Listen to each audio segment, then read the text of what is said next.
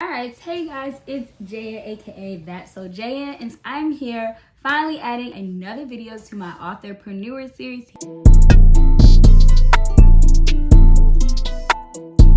here on YouTube. Please don't forget to subscribe to my channel. I promise you guys I will be doing more author talks. I have been an author for 3 years now, so it has definitely been a journey, and there's just so much that I want to share with you guys.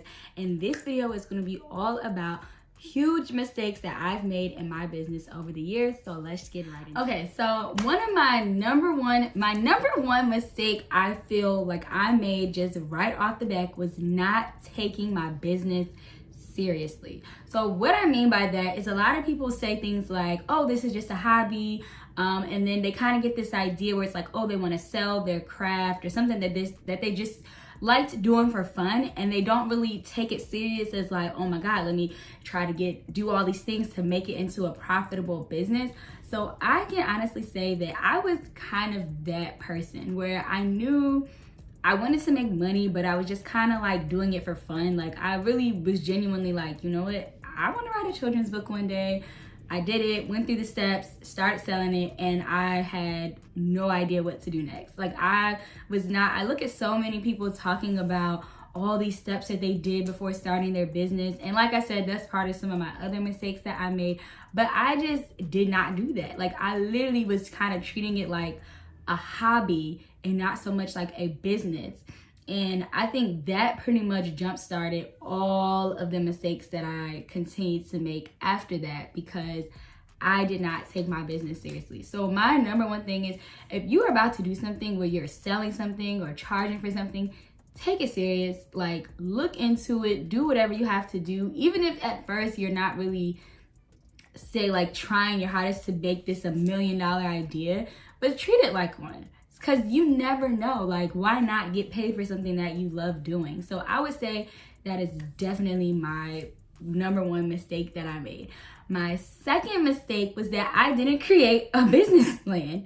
So I guess that kind of goes along with mistake number one. So create a actual written down plan. Like literally, like plan it out. Every little step that comes to, look up.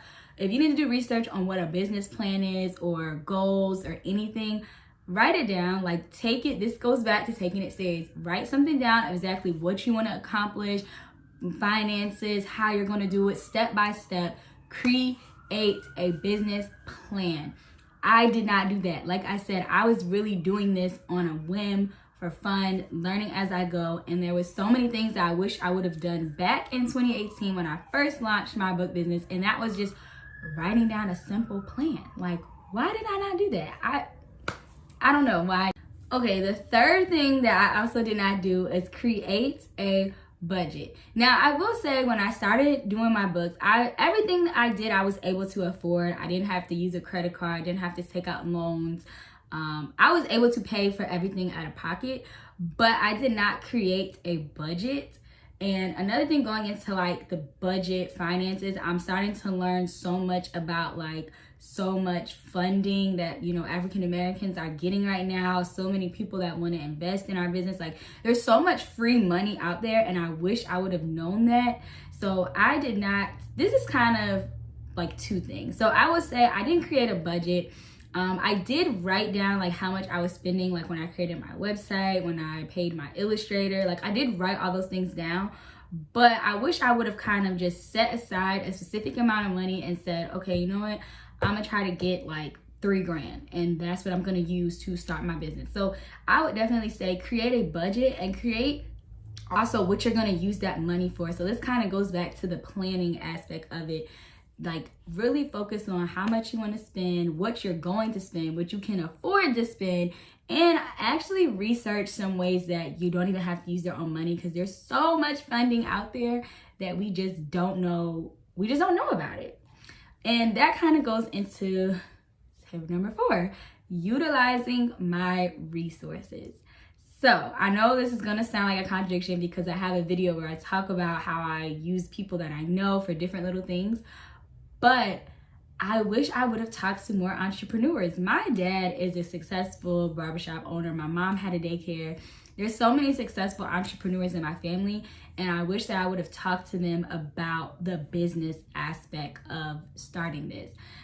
There was a lot of things, like I said, that I know now 3 years in, but I just, like I said, there's so much that I wish I would have done prior to that. So when I say utilizing my resources, I mean like really sitting down, coming up with a list of questions and things that I would like to ask them, things of advice that they could give me as a new business. So just utilize the people around you that are going to give you free advice. Now, of course, in today's time, we have so many people that are like business mentors and coaches and things like that. And I would definitely say utilize those people, because there are some really legit and amazing people out there. But I wish that I would have just kind of interviewed more business owners that I know personally that could have just given me that direct help, direct assistance. Okay, the next step that I made on my business is moving too fast, not staying in my lane. So what I mean by that is that as you guys know, I'm an author. I also sell t-shirts and I also sell tote bags. Now, there was nothing wrong with adding on those extra things like the t-shirts and the bags, but I really felt like I should have sold just my books a little bit longer and perfected that before adding other before adding other things to my shop. So I know a lot of people, when they start like a hairline, they decide like, okay, you know what? I know someone that sells hair, but now they also sell like hair products that are good for your bundles. They sell brushes and combs and things. So I would say focus on your main product. Like, what is the main product that you want to sell? And then give that time, like really excel in that, and then slowly add the other things to your store. Because I decided like I wanted to add more clothes, and y'all, I still have clothes that I bought that I also wanted to sell with Jaden that I have not even released yet, because I've just been so focused on my books and the t-shirts. And I wish that I would have just like, I don't know, I guess I would say just moving too fast, because literally I got the shirt idea after only being an author for like 3 months. I was like, you know what, let me sell shirts too.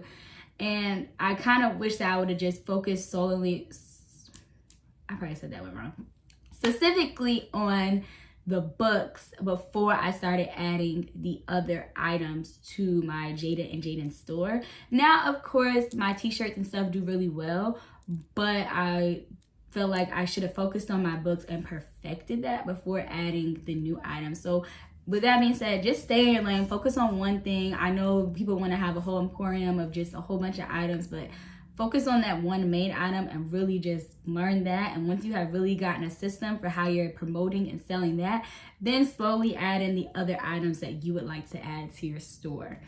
Okay, the next thing I would say is not being consistent. So I started out being consistent, and this is more so a mistake that I'm like recently have made. So be consistent. So if you know that you find something that works, so like a lot of people are talking about how TikTok and Instagram Reels and posting on social media is really working for their business, but the key is you have to do it like almost every day or every other day. Like you have to do it a lot. So I would say be consistent. Like that same energy and that fire that you have when you first launch and you get all those sales, like keep that same energy, keep that same fire under you. Stay consistent, posting, promoting, reaching out to people. I was doing book tours. I was literally like 2019, I was literally doing like a weekend event, flea market every single weekend. Like I was so dedicated, so consistent, and I just kind of fell off. Partially of that was due to the pandemic, and then I also had some like bad experiences where I did events and didn't make any money and I lost a lot of money. So that kind of discouraged me. But you have to stay consistent. You have to stay motivated, and you just cannot give up. There's gonna be so many bad times. Even to this day, like I still have moments where I'm like, oh my God, I'm not getting any sales. And then I have moments where I'm like, someone just ordered 100 books. Like it's literally like legitly that is what happens to me. So you really just have to stay consistent, posting, reaching out, networking, doing whatever works for your business. Okay. Last thing, this is kind of going back to the money thing. I know I said saving money. Actually, that is what I was going to say.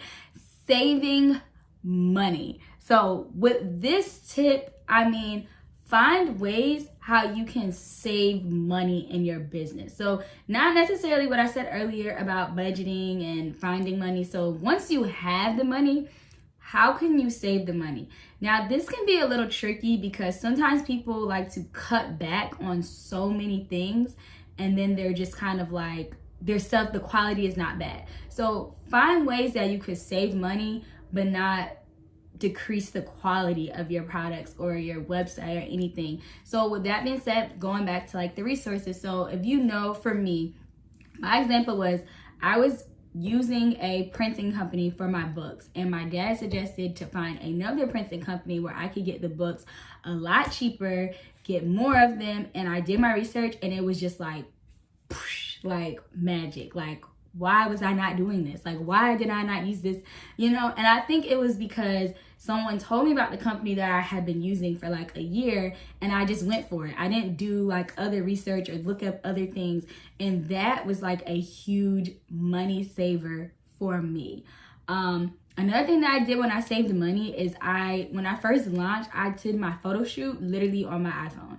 And so many people were like, oh my God, who is your photographer? And I was like, I just used my brother and my iPhone. So that was like a way that I saved money instead of paying a photographer $250, $300. Now, of course, that being said, if you're gonna use iPhone pictures, make sure they're good quality iPhone pictures. So it is a little tricky when I say like cut corners, but not sloppy. Like not like, oh, I use this cheaper quality because it saved me $100. Like, no, like make sure you're finding someone that's still giving you that same quality but just has better prices or other options. This can also be a lot of DIYs. When I do my branding, when I take pictures of my books, I use a lot of items and toys from Dollar Tree to like accessorize my book photos. So just things like that, like Google how you can DIY, create your own labels, create your own stickers. If I watch so many people that have Cricut machines and they're like, oh, I'm able to create. I did that with my shirts. Like I found ways to save money by buying a t-shirt machine. So sometimes that saving money might also mean more work, but you know, get your money up and your business up. And then once you've created a solid business, then you're like, you know what? I don't have to sit here and make all these shirts. Now I have money to where I can still charge my prices and find a company that's going to work with me, and I can get wholesale items. So definitely look into that.